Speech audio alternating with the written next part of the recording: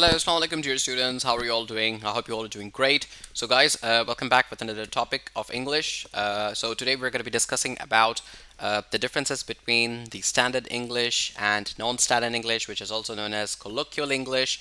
And having said that, we're going to be trying to understand that what do they actually mean in the English language, how much how much it is important for us to understand the use of the Standard English in our written expression as well as our spoken expression. Along with that, it's really important to understand that what are those places where we need to incorporate or use the non-standard form of English, which we sometimes say colloquial English or informal English, and for the other one, the standard one, we usually use the word formal English. So back in our classrooms, if you remember, we have discussed about the formal English and the informal English and use of both of them in the either situations, right? So just to give you a really quick introduction, because yet again this is a reinforcement video, guys, that when we talk about standard English, so actually what we're trying to emphasize here is that whether it is your written expression or your spoken expression. So when I say expression word, that actually means that when you are practicing your written exercise, your written English skills, for example, when we are answering questions in your notebook, writing the meanings of the words, and especially, the literature work where you actually have to, let's say, write something down in your copy by using the English language. And along with that, we have some other examples of creative writing as well. For example, in English, in composition, we have a lot of different topics where we are learning essay writing, paragraph writing. We discussed 4 different types of paragraph in our classes: persuasive paragraph, and essays, and lots of others as well, right?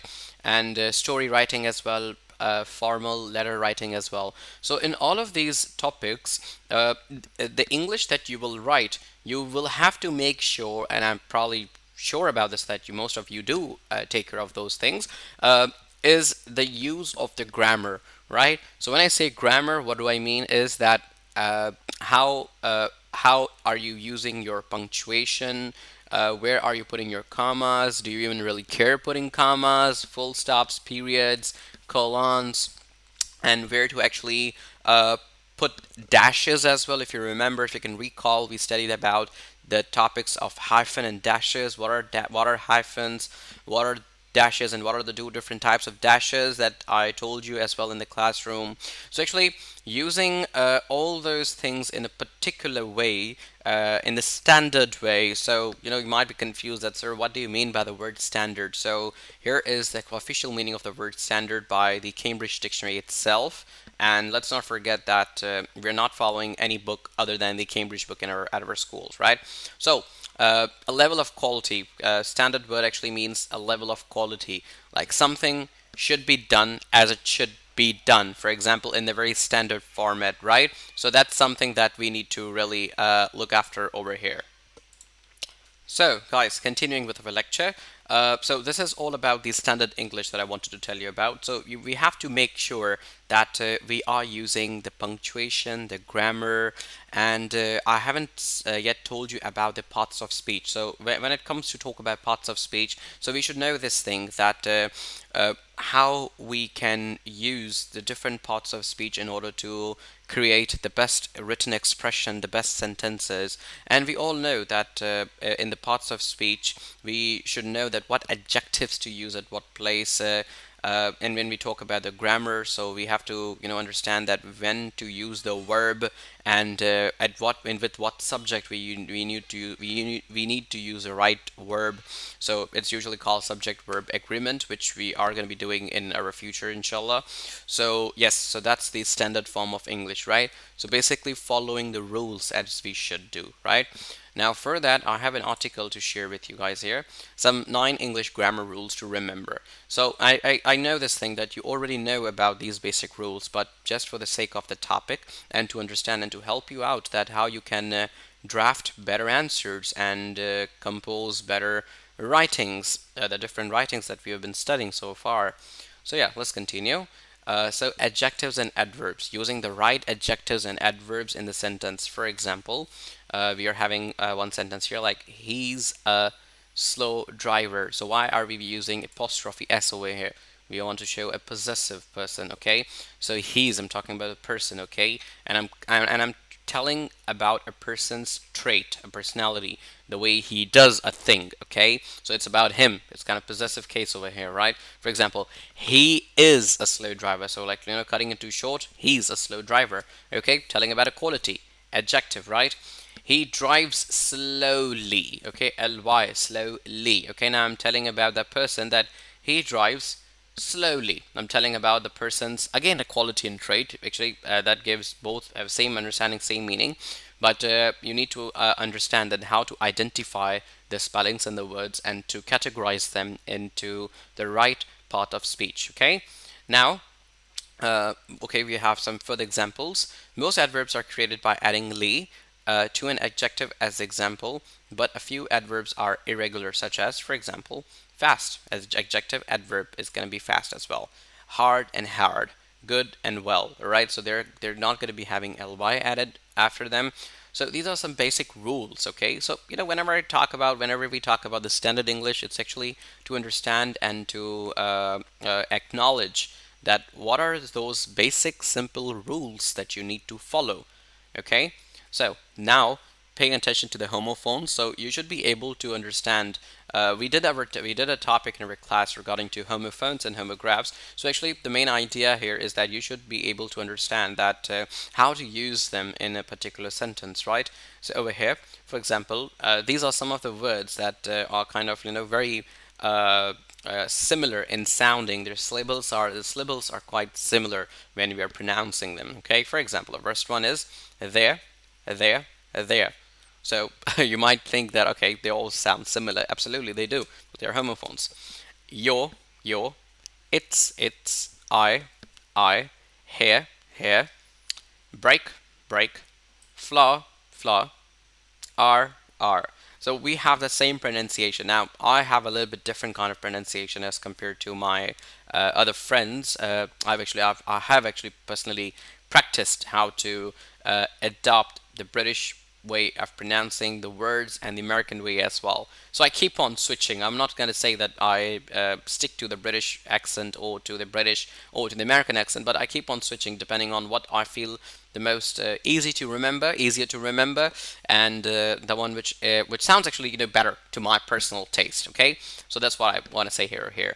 So now use the correct conjugation of verb. Okay, now so this is something very important. Okay, something very basic, very important. And actually, I've been seeing while checking your notebooks that some of you have been making such mistakes. So you got to make sure that you're not making these mistakes anymore. For example, she has two cats. That's the right sentence. She have two cats. It's going to be a wrong sentence. All right. So we need to understand the agreement of the verb. For example, remember to change the verb to agree with the subject. We need to understand that what is the right verb that can agree with the subject. The main subjects you need to be careful with are he, she, and it, because they often have a different form to the others. For example, the examples I just gave you right here. Now, some of the more examples, some more literature is given here. Let's read it out together. So this seems like a small mistake to make, but unfortunately, it's a very noticeable one. So if you can avoid it, it'll make a big difference how accurate you sound. So again, I'm gonna bring that in between. Standard English, yet again, it's going to test that how better you are at the grammar. And let's not forget that in our exams and our test papers, we have to make sure that we are using all of them in a very proper manner, as we should. All right, so now let's move forward. Connect your ideas with conjunctions. Now, this thing I have been emphasizing, highlighting, and again putting into the lectures as well, probably in most of my lectures, that improve your vocabulary. Now you might say, sir, these are conjunctions. What does it has to do anyway with the vocabulary? See, in our brain, just imagine this thing, that in our brain we have a room, which is our storeroom. I can say a storage room, or a bank. So we need to keep on putting the different vocabulary, in that bank. And whenever we need to use it, we can recall it. So now, for example, the best way to answer things, and let's say in a very formal way when it comes to their speaking expression. So it's very important for you to learn as many as conjunctions you can. It helps you to connect two phrases together. Okay, if you remember, we studied in the very beginning about the independent clauses and dependent clauses, right?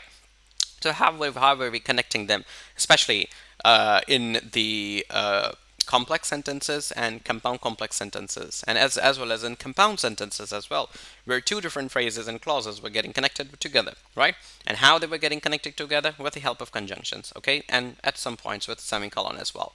So that's what we need to focus over here. So, like for example, but, so, or. So sentence construction, okay? So yet again, sentence construction, the very basic form is subject, verb, and object. And if you can recall that, what does it actually mean? Subject, verb, and object. Something regarding to active and passive voice sentences.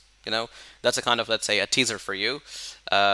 Then remember the word order questions, okay? To be, or that how perfectly you are formulating your answers or your questions. For example, to be, okay?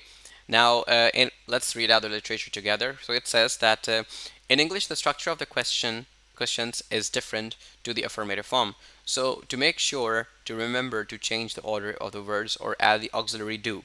There are four ways to make questions in English. So whenever you say affirmative form, it's usually kind of an answer, right? So how am I going to be adding to be? So for example, for the questions using the verb to be, invert the subject and verb. For example, are you a student? Okay.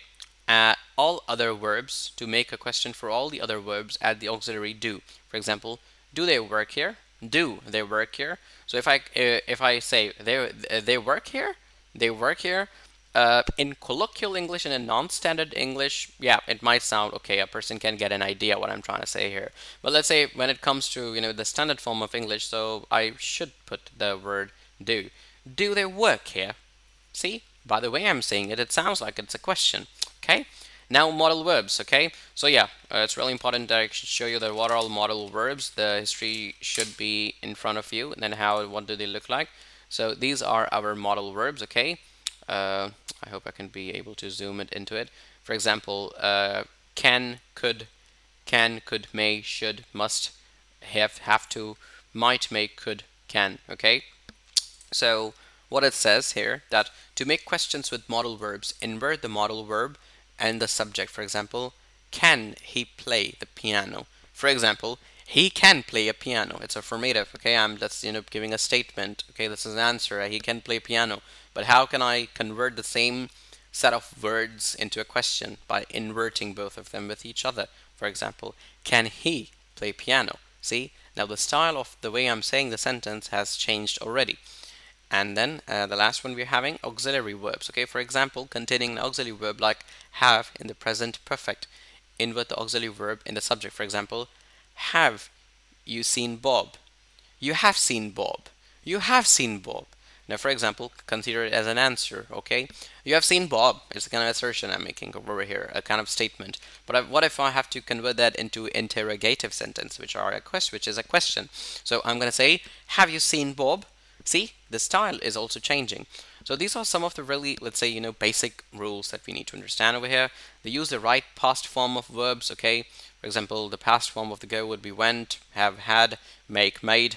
And for example, some examples were given here as well.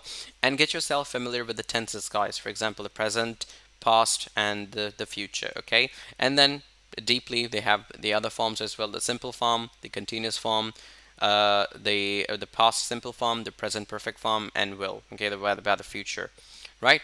So never use a double negative. Okay, a double negative. So now this is a little bit beyond your understanding at what grade you're studying. So we're not gonna just touch on that, but this is the basic understanding of the standard English and a couple of rules that you always need to keep in mind. So in the summary, I should say and tell you this thing that just make sure that you are using the right punctuation. You are not troubling between a subject and a verb, that what exact verb to use with what subject, and using the punctuation in a very good format, putting the commas where it should be, putting the full stops, the periods. You call a full stop a period as well. And the way you are writing your entire written expression, make sure, for example, if it's a paragraph or essay, it should be in different paragraphs, each paragraph 4 to 5 different lines, yeah. And when you write a formal letter, so make sure that the punctuation really matters a lot in formal letter. So we have done that in our class already in our notebook, so better to check that as well. So guys, thank you so much for having me today in this video. And the next video I'll be making is going to be about the non-standard form of English, and where we actually are going to be discussing the the spoken form of English, the spoken expression as well. So thank you so much, everyone, and hope to see you next video. If you like the video, if you like the videos, please do consider subscribing the channel and give a thumbs up. That really helps a lot. And then, yes, Assalamu alaikum, and see you in another one. Goodbye.